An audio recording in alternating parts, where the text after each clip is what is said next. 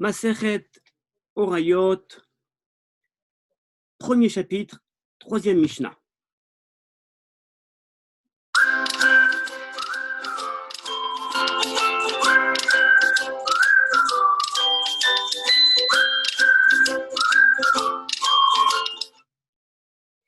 Eh bien, notre troisième Mishnah s'intéresse à un nouveau cas.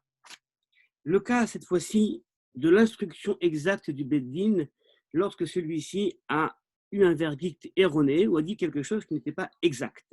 Et la Mishnah va faire une différence essentielle entre deux cas qui vont être les cas d'enseignement d'une généralité, d'un principe fondamental de la Torah, ou alors un détail de la Torah. Commençons donc la Mishnah.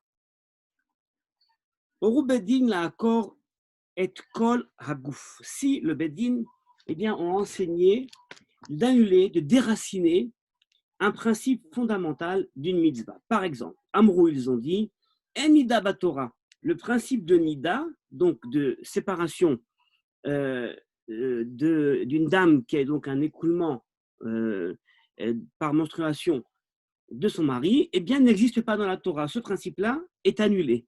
Ou alors, ils ont dit En Shabbat Batora. Le Shabbat qui apparaît dans la Torah, eh bien, est annulé. Il n'y a pas d'interdit de travaux interdits pendant Shabbat. Ou alors, En Avodazara Batora. Il n'y a pas non plus d'interdit d'idolâtrie dans la Torah. Donc, on parle de trois interdits essentiels. Vous voyez, le Nida, donc ça tient à la famille, le Shabbat, le signe entre Dieu et le peuple juif, qui est donc essentiel, et également la Avodazara, donc trois fondements, trois piliers de la vie juive. Alors, si le Beddin ont donc permis ces trois choses-là, eh bien, Are Elu Peturin, eh bien, ils sont Peturin, ils sont exemptés. Exemptés de quoi? Eh bien, ils sont exemptés d'amener ce fameux sacrifice à Alem Davar, chez le Tzibour, c'est-à-dire le sacrifice qui vient pardonner ou en conséquence donc d'une instruction erronée envers le Tzibour. Pourquoi? Eh bien parce qu'il ne s'agit pas ici d'un enseignement du Beddin, il ne s'agit pas ici de quelque chose qui va déraciner un élément de la Torah, parce que tout le monde sait que ce n'est pas quelque chose de possible, c'est totalement erroné. Un enfant sait que Nida, Shabbat et Avodazara eh bien, sont des fondements de la Torah, et donc il ne peut pas s'agir ici donc d'une instruction du Beddin. Il n'a pas le statut d'une instruction du Beddin. Par contre, si l'individu a écouté les propos du Beddin et a donc transgressé ces trois commandements, il devra amener le korban khatat, c'est-à-dire le sacrifice donc qu'on fait lorsqu'il y a une action involontaire. Deuxième cas, miktsat ou miktsat, si le Beddin ont enseigné d'annuler certains détails de la mitzvah et d'en garder d'autres.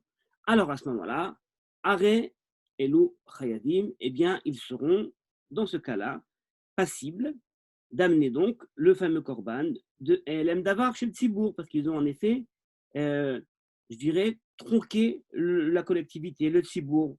Mais par contre, encore une fois, le Yachid, lui, l'individu qui a fait, devra amener son korban khatat. Ketsad, de quel cas parle-t-on?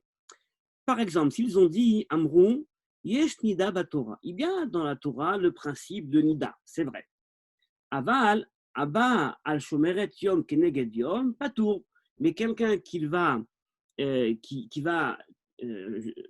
transgresser en ayant des relations sexuelles pendant une certaine période de Nida, eh bien lui, donc, est patour. Alors, de quel cas parle-t-on? C'est quoi ce cas de Shomeret Yom Keneged Yom? Vous le savez, selon le din de la Torah, selon la loi toranique, lorsqu'une femme voit l'apparition des menstruations, des règles, eh bien, elle doit être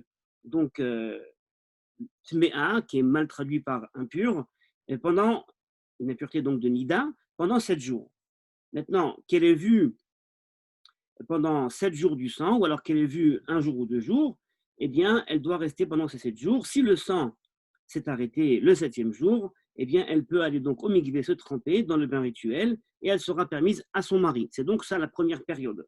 Après les 7 jours de Nida, il y a donc ensuite une autre période qui est la période des 11 jours qu'on appelle les Yemé Aziva, les 11 jours donc de l'écoulement, d'un flux encore une fois possible. Si une femme voit pendant ces jours-ci eh bien, du sang, elle est ce qu'on appelle zava, elle a un écoulement.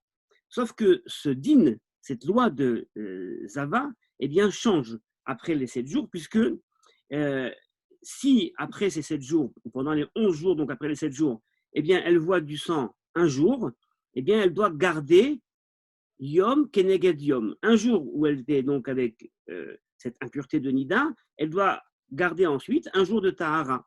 Et si le lendemain, donc, elle n'a pas vu de sang, eh bien, elle pourrait partir et se tremper dans le mikvé. Et c'est ainsi pour le deuxième jour, et c'est ainsi également pour le troisième jour. Et ça s'appelle Zavaktana, un petit écoulement. Mais si elle voit donc un jour ou 2 jours, elle doit garder un jour face à un autre jour. Mais si elle voit par contre, après les 7 jours, dans cette période de 11 jours donc de Ziva, elle voit 3 jours consécutifs du sang, alors à ce moment-là, elle est dans une impureté qui s'appelle Tumat Zarakdola, un grand écoulement, et elle doit encore une fois recompter à ce moment-là 7 jours de propreté, Shiva et Yemenekiim, sans avoir d'écoulement de sang avant de partir se purifier. Et donc la Mishnah ici nous parle d'un cas où le Sanhedrin ont enseigné, avec erreur, que cette loi de Shomeret Yom Keneged Yom, c'est uniquement si elle a vu du sang pendant la journée. Mais, comme il est écrit, Kol Yeme Zova, les jours de son écoulement, mais si elle l'a vu pendant la nuit, eh bien, elle est permise à son mari. Vous voyez donc que ce que va dire la Gemara sur cette Mishnah, il ne s'agit pas uniquement de quelque chose qui peut être compris par l'individu comme quelque chose de permis. C'est le Beth Din, vous voyez, qui rentre dans les détails, qui dit dans ce cas-là, spécifique, ce détail spécifique, eh bien ça c'est permis. C'est de ça dont on parle lorsque le Beth Din va en fait annuler un détail. Ou alors, s'ils ont dit, c'est vrai qu'il y a un principe de Shabbat dans la Torah, bien sûr, mais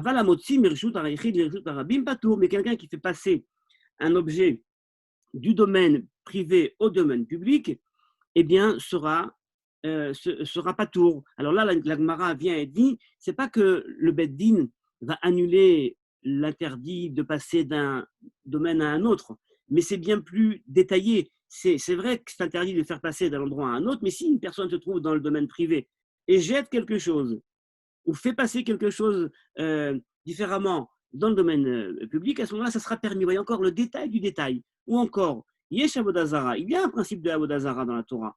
Avant la Mishtachave est pas tour, mais quelqu'un qui se prosternerait serait pas tour. Eh bien, le cas, encore une fois, c'est pas que, selon la Gemara, le Bedim dit qu'il n'y a pas d'Avodazara, il y a une Avodazara, mais c'est que la façon de se prosterner, si quelqu'un se prosterne, une prosternation qui se faisait auparavant, on ne le fait plus ça aujourd'hui, mais Belo Pichut Yadaim Veraglaim, sans véritablement écarter les mains et les jambes, c'est ça la véritable prosternation, Ishtachavaya, eh bien à ce moment-là, il n'est pas tour. Et bien dans ces cas-là, où le Bénit donc a annulé des détails, il s'est trompé sur des petits détails, Aré et Loucheadim, eh bien ils sont également passibles d'amener ce fameux korban et Elem Davar Filtibourg, comme il est dit, Vene Elam Davar, et les Chachamim disent Davar, Velo Kolabouf, uniquement lorsqu'il y a un détail qui a été annulé ou qui a été donc erroné, eh bien à ce moment-là, on peut considérer que c'est une instruction tronquée du Beddin, et en ce cas-là, eh bien il devrait avoir un korban par Elem Davar chez le Tzibour. Voilà pour notre Mishnah d'aujourd'hui, et nous continuerons, si Dieu veut, demain, la 4e Mishnah.